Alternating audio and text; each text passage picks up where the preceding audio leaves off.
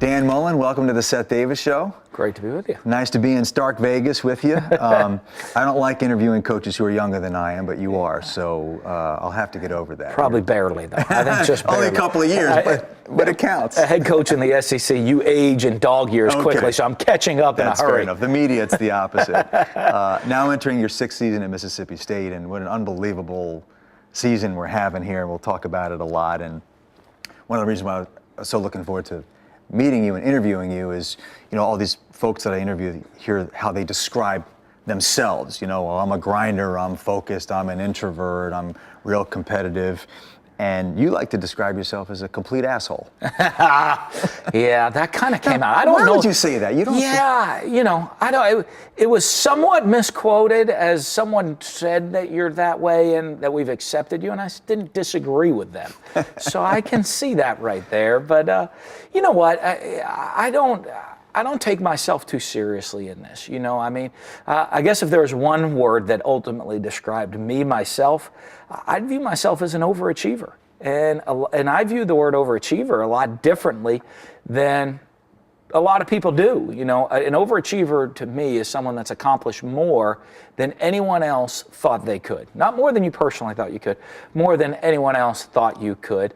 And but I look at that. I'm born in Philadelphia, Pennsylvania, grew up in Manchester, New Hampshire, went to a little Division III school, and how I fit in here in Mississippi, I don't know. But to me, that's being an overachiever. Now, that being said, I think probably the people of Mississippi, I'm kind of a harsh, brash, in-your-face Yankee, and so their opinion of me sometimes can come off that way, and they'll look and say, hey, but we still love you for it. And, I don't always disagree with that and compared to the bless your heart attitude of the South. Well, you know what? I'm a complete asshole, too. So we're right here. We're fine. We're going to get along just fine. You're ranked number one in the country. You may have read about that somewhere. Yeah, I've heard that. And the coaching manual says, well, it's the middle of the season and the number one ranking doesn't mean anything. I want to be number one at the end of the season. But they've been playing football here for 119 years and they have never been number one, and it is a huge deal, right? It really is. It's I think it's looked at very differently within the program and outside of the program. Outside of the program, I don't know if there's a bigger deal out there. I think in the entire state of Mississippi, there's so much pride right now in everybody in the state of Mississippi and having the number one team in the country.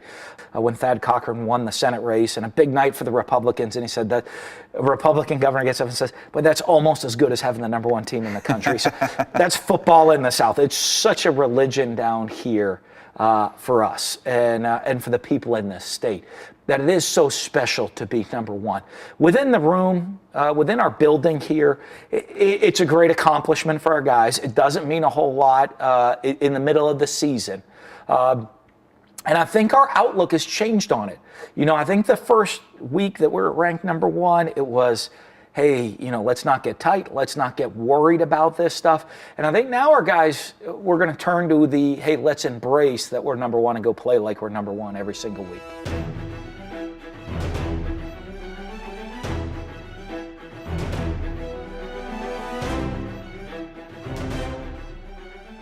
Playing at Alabama in a couple of days.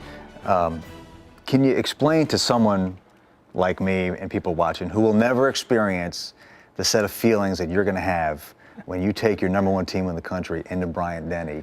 Are you a throw up before the game kind of guy? Are you calm? I know you text your wife, which is a great move. I do. I text. I kind of have my routine. I'll be fired up. I'd imagine it's kind of like getting on a roller coaster, right? And the bus ride over, and all of pregame day, you're tick, tick, tick, tick, tick up to the top, right, of this elevator. Then that foot hits the ball, and for 3.5 hours, you're on the drop phase of the roller coaster. So you're like tick, tick, tick, tick, tick up to the top, and you hit that top, and you go, for 3.5 hours straight coming down. But you kind of get into a zone, after a game, sometimes I'm sick. You're just emotionally spent. You'll laugh, you'll cry, you'll throw, afterwards. But to me, during the game, you're just so locked in, and the build up to it's huge. And then for 3.5 hours, you're in this free fall. and then you get ready to go. But it's going to be a lot of fun. What's going to take to beat those guys? They're pretty good. Yeah, we're going to have to play well. I mean, we're going to have to come out and play our A game for 4 quarters. We're going to have to make plays. And, and if you do that, I don't know that we're going to need a heroic performance. I think we're going to have to go out there, everybody do their job, execute at a high level, and we have opportunities to make those plays and play our A game. But I think in this conference, that's kind of the case every single week. As soon as you don't play your A game, you're going to find that you're not going to win on Saturday. It was interesting because when I drove into this building, I saw the guys outside. They were sort of measuring the space where they're going to put your statue out here.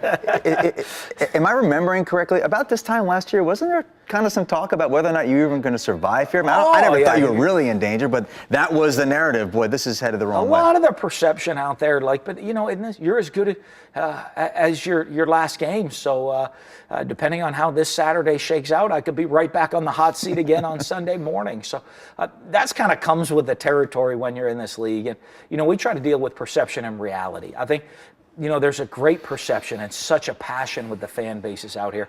That perception doesn't always match the reality. For us, I'll be honest, it's never good and bad, by the way. It's never as good as it seems. It's probably never as bad as it seems. It's always somewhere right there in the middle. And, these are 18 to 22-year-old kids that you're asking to perform at a high rate every single week. And, I remember back when I was 20 and 21 years old, and thank goodness they didn't have camera phones back then. And, you and me both, by the way. But you think of the decisions you're making. Right. And these decisions now are affecting the outcome of major college football and really the emotions of an entire state.